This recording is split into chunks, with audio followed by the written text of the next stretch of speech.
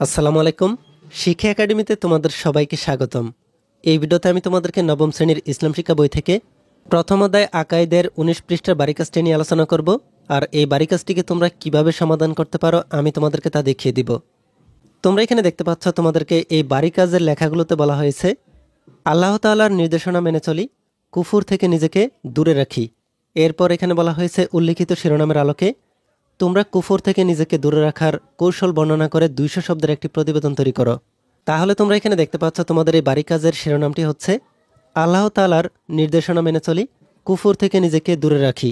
এরপর এখানে বলা হয়েছে এই শিরোনামের আলোকে তোমরা কুফর থেকে নিজেকে দূরে রাখার কৌশল বর্ণনা করে ২০০ শব্দের একটি প্রতিবেদন তৈরি করতে হবে।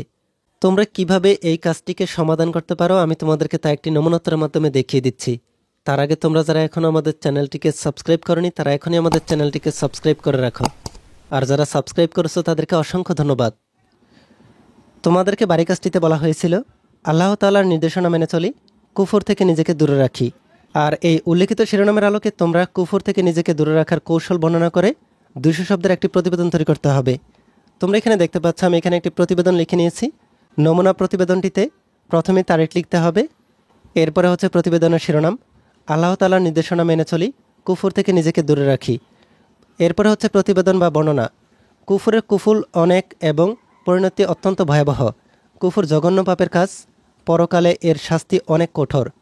কোরআনে বলা হয়েছে যারা কুফরি করে এবং আমার নির্দেশনসমূহকে অস্বীকার করে তারাই অগ্নিবাসী, সেখানে তারা স্থায়ী হবে।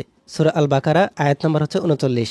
মুমিন বান্দা কুফর থেকে মুক্ত থাকার চেষ্টা করে, কোনো পাপকে ছোট বা তুচ্ছ মনে না করা, ভালো মানুষের সঙ্গে সম্পর্ক স্থাপন করে, কুফরি থেকে বেঁচে থেকে মহান আল্লাহর সন্তুষ্টি অর্জন করা। যে কোনো জাদুটোনা করা কুফরি, আর এই জাদুটোনা থেকে বেঁচে থাকতে বিভিন্ন আমল করতে হয়। কোনো অশালীন ও মিথ্যা কথা শোনা যাবে না। জান্নাতের আনন্দ, সুন্দর ও পরম আকর্ষণীয় বস্তু দ্বারা সুসজ্জিত ঘরবাড়ি ইত্যাদির জন্য সর্বদা জিকির করতে হবে। মানব সমাজে যে অনৈতিকতার চর্চা হয় তা থেকে বাঁচতে হবে। দুনিয়াকে আখিরাতের শস্যক্ষেত্র হিসেবে ব্যক্তিজীবনে এর বাস্তবায়ন করতে হবে।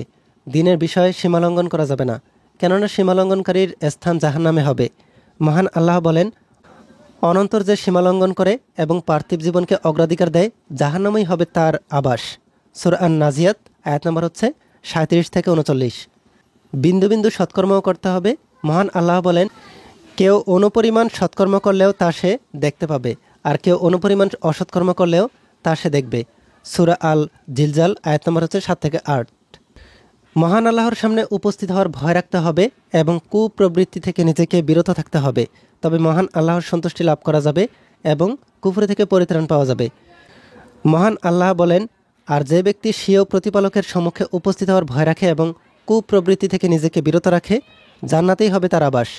সূরা আন-নাজিয়াত আয়াত নম্বর হচ্ছে ৪০ থেকে ৪১।